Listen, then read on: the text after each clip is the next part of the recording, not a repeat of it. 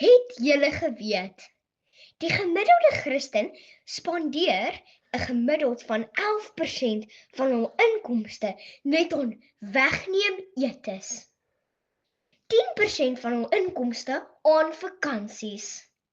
Maar slegs 2% van hul inkomste om dankie te sê vir die voorreg om 'n Christen te wees, verlos te wees en hemel toe te kan gaan. Ons gemeente se lidmaattal neem toe, maar ons dankoffers daal steeds elke jaar. Jou konstante maandelikse dankoffer kan 'n enorme verskil maak.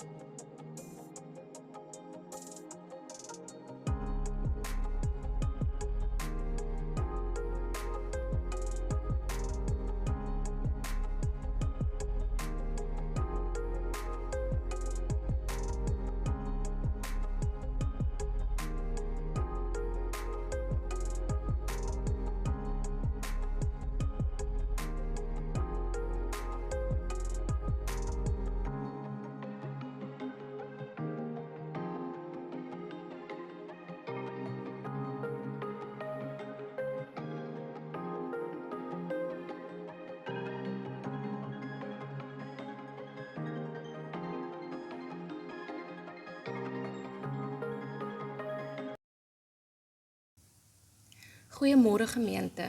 Dis nie elke dag wat ons van die finansiese kant af met julle gesels nie, maar dit het 'n noodsaaklikheid geword.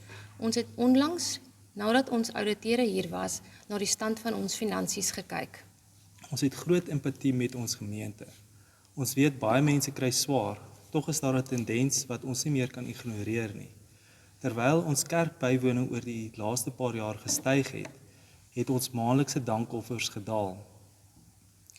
Net om te verduidelik, 'n dankoffer is nie 'n kollekte of 'n fondsinsameling nie. Dis die gereelde maand tot maand bydrae wat 'n mens in jou hart voel om aan die kerk te gee.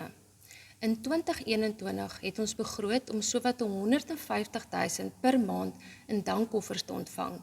In 2024 het ons 'n gemiddeld van 88.000 per maand ontvang. Maar ons maandelikse uitgawes is op die stadium ongeveer R190.000.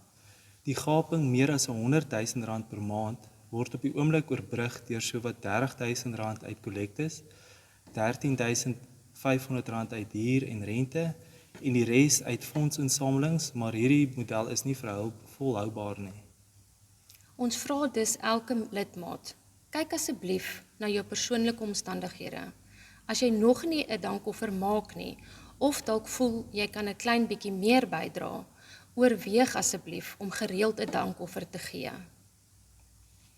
Die eenvoudigste manier om dit te doen is om 'n debietordervorm in te vul.